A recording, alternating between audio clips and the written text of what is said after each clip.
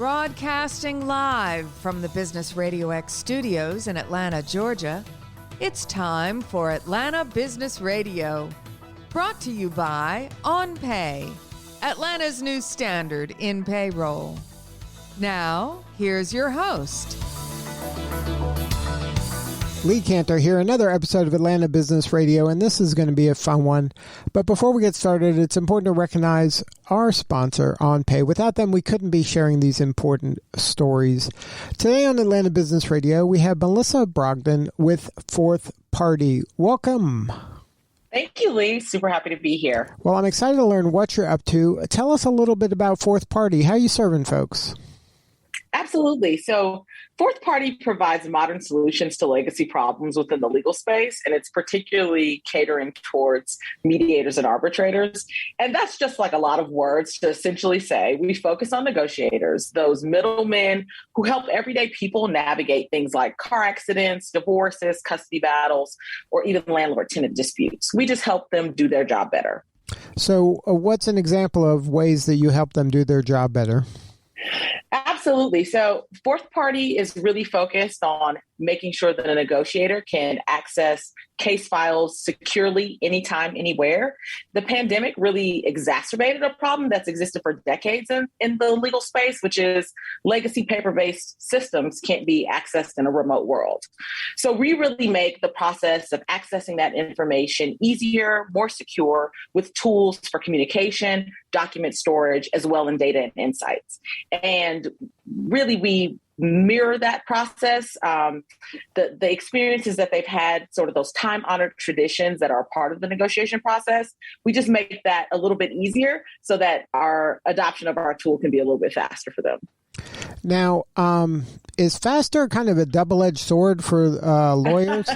Because, you know, a part of, I'm not a lawyer, but as a lay person, I think that they like the idea of me thinking that they're going through a dusty old book, thinking of some obscure case, you know, that's going to save the day. And that requires a lot of time, and that time is expensive. Yeah. And then if I can just Google search, you know, cases that are relevant to me, and in 2 seconds, you know, 30 things pop up, is that good or bad for the lawyer? So I'll clarify a little bit that, you know, we most of the mediators that we work with are lawyers, but their role is really an authoritative position to help the lawyers who are representing the everyday folks like me and you sort of get through that conversation smoothly. And they are just balancing so much information. And right now, a lot of folks are doing that with a pen and a legal pad. And so we're really helping them to kind of move into the modern age with that process and make sure that that information is secure. Because if they're using that pad and paper, not only is it sort of a time waster, but it also is a really unsecure process that might leave your private information accessible to people that you don't want to have it. Now, is this something, these kind of changes, that moving from paper and pencil to digital, is a lot of legacy organizations are going kicking and screaming into this world, even though for the people who are already there, this seems obvious and logical and there's no reason to go backwards. But for some reason, you know, it's not just this industry. There's several other industries out there that this is like a hill they all want to die on. How are you helping them with this kind of behavior change and this kind of legacy thinking of this might not be the best way today to be doing this kind of work, even though it has worked this way for, you know, decades, if not, you know, multiple decades or 100 years now.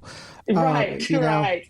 Well, you know, we agree that our biggest competition is the status quo, the way things that have always been done. And we really do serve a pretty diverse user base in that, you know, our users range from age 35 to 80. And so their experience engaging with technology is as varied. And a part of what we sort of message and really try to drive home with folks is we are trying to augment and complement the human-centered work that you do. So it's not so much about change or, sort of villainizing the process as it is. It's really about adaptation and making sure that people are prepared for what's ahead of them and doing that really in a compassionate way that hasn't been the way that big tech has necessarily approached sort of transitioning folks who are sort of used to those legacy systems. Doing that in a compassionate way has really helped us to engage people and get them onto the platform.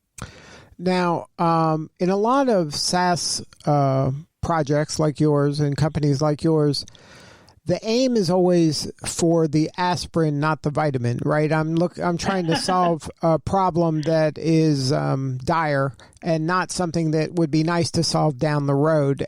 Is this elevated to that level with the folks that you're serving? Yeah, I mean, I think we see our relationship with negotiators as certainly urgent and time sensitive. What we're seeing is a real sort of crisis, and it was exacerbated by the pandemic, but something that was sort of building up, which is a justice gap in terms of the ability for people to access the sort of representation that they need. And so we see a lot of cases go unheard because there just is not enough time in our court systems or enough negotiators to handle that work. And so we're really invested in making sure that as people join this career and consider even a career shift to negotiations, that they're equipped with the tools to really accelerate their career as quickly as possible. So we focus a lot on process mapping, really coaching people through the process so that they can sort of have an educational coach as a part of using our tool.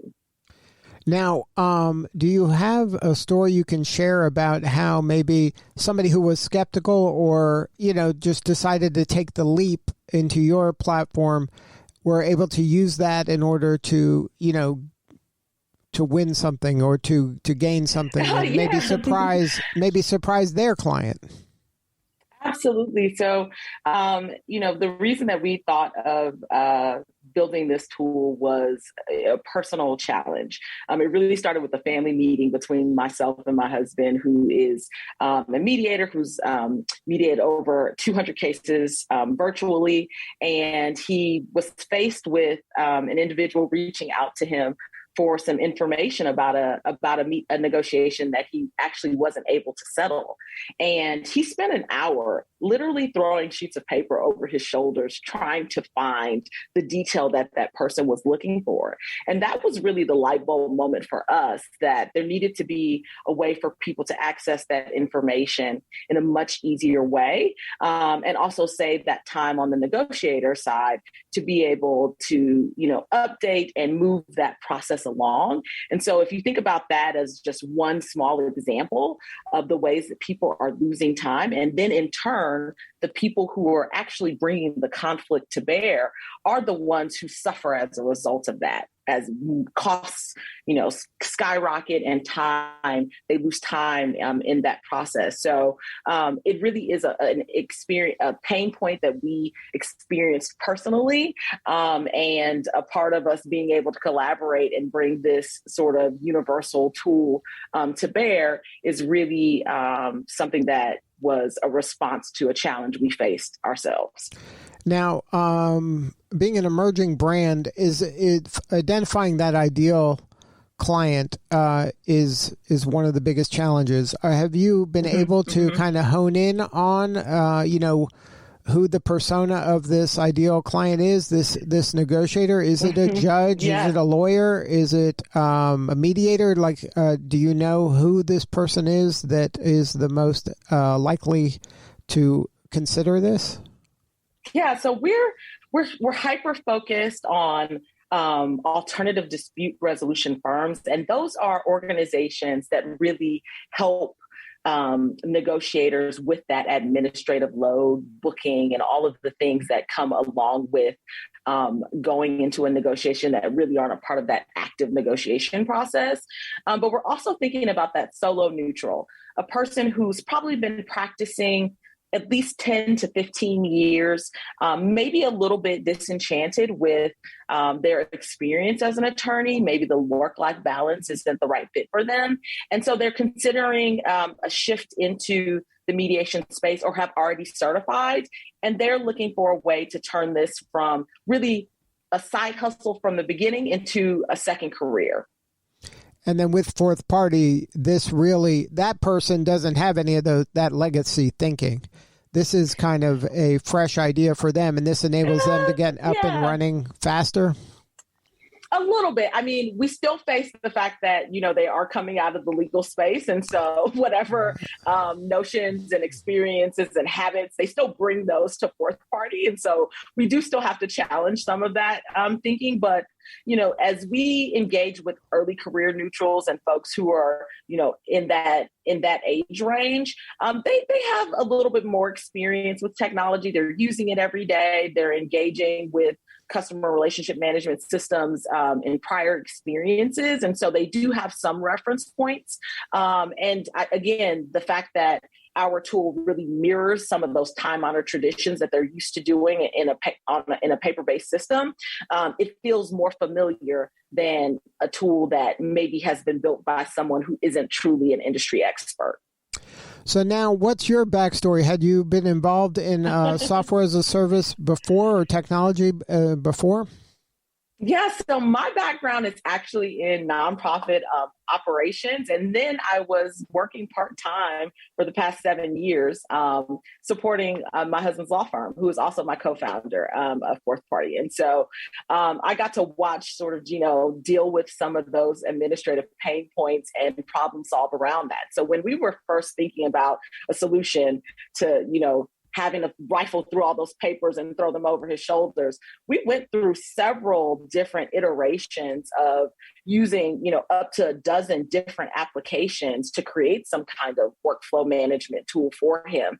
And so that's where my expertise came in. And as he did interviews with colleagues and really engaged with hundreds of mediators who were experiencing the same challenges that he was facing, he was able to create that universal workflow. And then I could incorporate, time saving and efficiency and process management into that workflow so that we could create the basis of Fourth Party. Now, what about the technology element of it? Were either of you coders or technologists, or did you have to partner with someone in order to get it? We're both, I put quotes around non-technical. We actually got to engage with a team that was based in Jackson, Mississippi.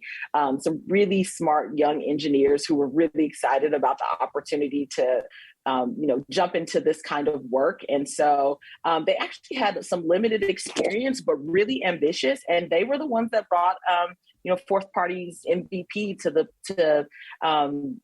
place where it is now. So now, where is that place? Are you looking for funders? Are you? How can we help you? What do you need more of? Do you need funding? Do you need clients, or is this self-funded? We need all of it. We need all of it, Lee. So we actually just wrapped up a pilot with one of the largest alternative dispute resolution firms in the Southeast, and so our tool currently has over 2,000 active cases on it, and we're serving negotiators in 7 states. And we're thinking about certainly planning for funding. So we were really lucky last year to receive $100,000 from Google for Startups to help support us in this early stage of development. And now we're looking to bring on new partners and advisors and advocates. So definitely looking for investors who have a legal background and can really understand the magic of this tool and where we are trying to go.